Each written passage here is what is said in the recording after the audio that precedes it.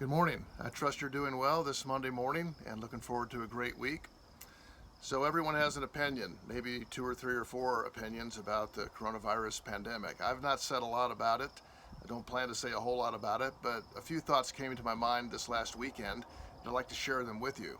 I might ask you, what do you think about it? And give you a chance to respond in the comments section below. The text today to me has a great application. Isaiah 40 verses 28 to 31 really addresses how we respond to it. And I think I'm like everyone else. I want to follow the science, follow the data, make right decisions, make proper recommendations to the areas that I have control of. But the problem is, whose science? Scientists are saying different things, and even the same people are saying different things.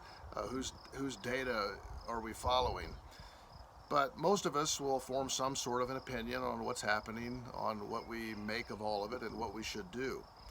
And we feel pretty strongly about it. The thing that's been really challenging to me the last few days is watching how many people that I think believe the same way I do with varying opinions, and they're pretty strong and dogmatic opinions. I find that pretty unsettling. Even when you have good people who agree on most everything are having conflict over things like this. And it's happening in our government, our culture, and I think even in our churches.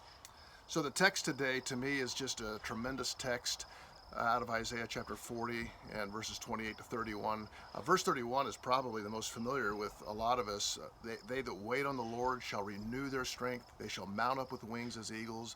They shall run and not be weary, and walk and not faint. Well, he's describing to people what they need to do, how they need to think about certain circumstances. What do we think of it? What do we make of it? How do we see this? These people were weary, they were stumbling, and they were fainting. And that's what happens when we don't think clearly, we don't see things clearly.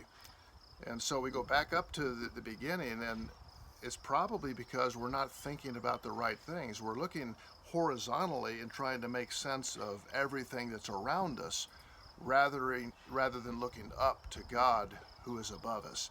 And this is what the writer gives to us again, to be thinking about God. And he asks this question, do you not know? Have you not heard?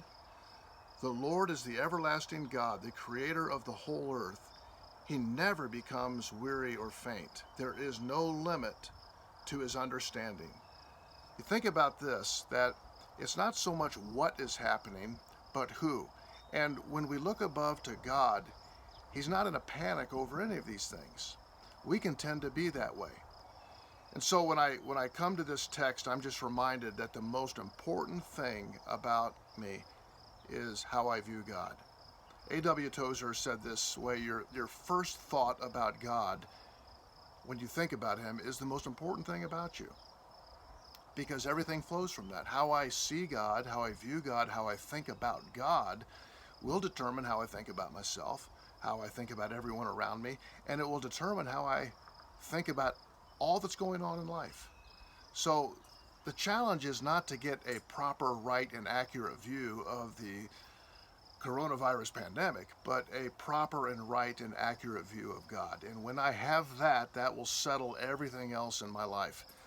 That's our fighter verse for this week, and I hope that you'll memorize it, meditate on it, think about it, and write in the comments section what you think about the present coronavirus pandemic. Have a great week. Take care.